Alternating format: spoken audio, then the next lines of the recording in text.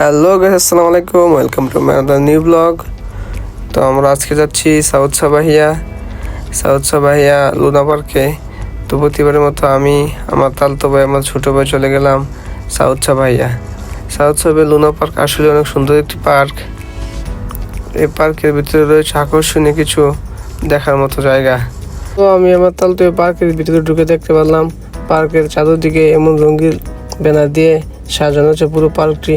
আর এই পার্কটি অবস্থিত সাবাহিয়ার মাদানী অফিসের ঠিক পেছনে। আর এই ব্যানারের মধ্যে রঙের মতো যে গোলাকার ভিতরে দেখা যাচ্ছে, এটি পার্কের একটি খুব আকর্ষণীয় জায়গা। এই জায়গায় দাঁড়িয়ে পর্যটকরা ছবি তুলে।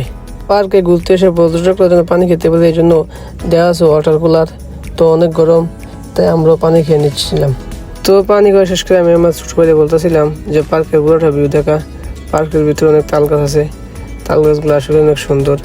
পার্কের ভিতরে ভিউটা অনেক সুন্দর, দেখলে আপনার মন ভরে। এখন অতিরিক্ত গরমের কারণে স্কুলগুলো সব বন্ধ, তাই পার্কের ভিতরে তেমন কোনো পর্যটক দেখা যাচ্ছে না, একদম নিরিবিলি পরিবেশ। তো ভিতরে এত সুন্দর সুন্দর জায়গা আছে, তো আমি আমার তালতো ভাই চিন্তার মধ্যে পড়েছি কোন জায়গা থেকে শুরু করলাম। তো এদিকে পাশে একটা অক্টোপাস চরকি দেখা যাইতেছে। চরকিটা অনেক সুন্দর, কিন্তু কাঠ দিয়ে চলতেছে। চরকির পলিথিনগুলো এখনো তোলা হয়েছে না, মানে পরিষ্কার করা হয়েছে না। তো আমরা অক্টোপাস চরকির পাশে গেলাম, পাশে গিয়ে দেখতেছি যে চরকিটা দেখতে কেমন। তো আমি আমার তালতো ভাই অক্টোপাস চরকির কাছে গেলাম, গিয়ে দেখলাম আসলে চরকি অনেক সুন্দর। এখনো কাজ চলতেছে, কাজ পুরোপুরি শেষ হয়েছে না, এই জন্য দেখতে খারাপ দেখা যাইতেছে। কিন্তু যে সময় কাজ পুরোপুরি শেষ হবে তখন চরকিটা দেখতে আসলে অনেক সুন্দর দেখা যাইব। এর মধ্যে ছোটো বড় সবাই উঠতে পারবো। চরকিটা আসলে অনেক সুন্দর। তো চরকি ঘুরাইতেছে আমার তালতো ভাই, চরকি ঘুরানো শেষ। তো আমরা সামনের দিক যাইতেছি, যে সামনের দিকে আর কি আছে দেখা যাক। তো সামনে গিয়ে এই পার্কের সবচেয়ে সুন্দর জায়গা যেটা, এই জায়গায় আমরা আসলাম। এদিকে সিঁড়ির মতো একটা উপরে দিয়ে রাখছে, উপরে উঠে সেটা আবার সামনে দিয়ে রাখছে নিচের দিক নামার জন্য।